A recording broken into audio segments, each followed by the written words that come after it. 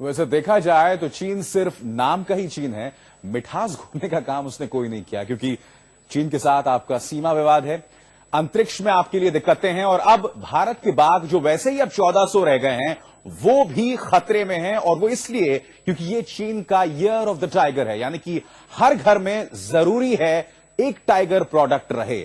और इस वजह से, इस बढ़ती मांग की वजह से भारत के जो बचे कुछ ये टाइगर्स हैं उन पर खतरा आन पड़ा है।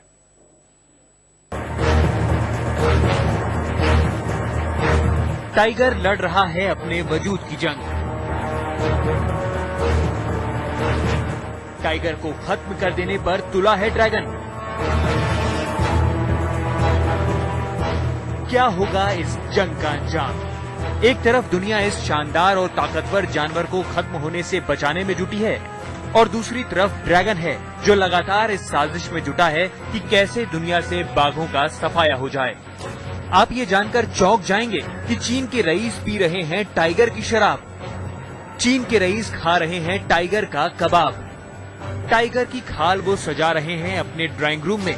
टाइगर की हड्डियों को गलाकर वो बना रहे हैं मर्दानगी बढ़ाने वाली दवाएं।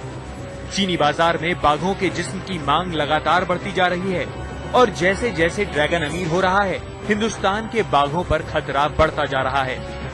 चीन में बाघों के व्यापारी हिंदुस्तान के अवैध शिकारियों से बाघों का जिस्म मुंह मांगी कीमत पर खरीद लेते हैं, और यही वजह है कि चीन हिंदुस्तान के बाघों का सबसे बड़ा दुश्मन बन बैठा है।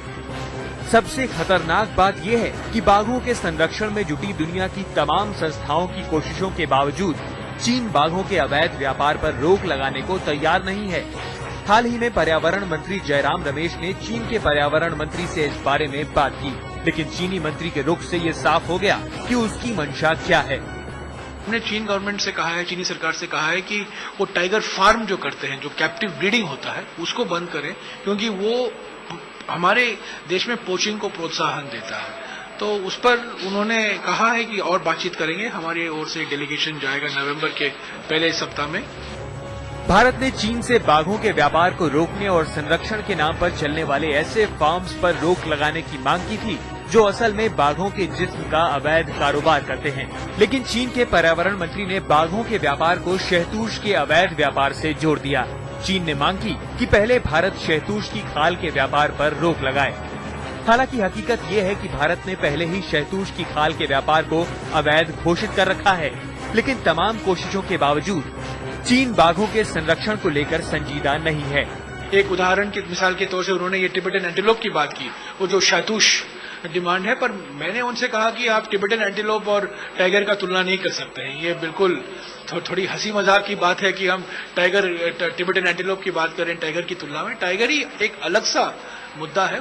जाहिर है टाइगर की तुलना शहतूश से करके चीन बाघों के अवैध व्यापार को रोकने की अपनी जिम्मेदारी से बचना चाहता है। इसे कहते हैं पहले चोरी फिर सीना जोड़ी। बाघों की तस्करी रोकने को लेकर भारत सरकार के आग्रह को चीन ने एक बार नहीं बल्कि 3 बार ठुकराया। बात यहीं तक रहती तो ठीक थी। चीन ने ये शर्त भी रखी कि भारत पहले शहतूश की तस्करी पर रोक लगाए, फिर बाघों के बारे में सोचें। बालकृष्ण के साथ शमशेर सिंह, दिल्ली, आज तक।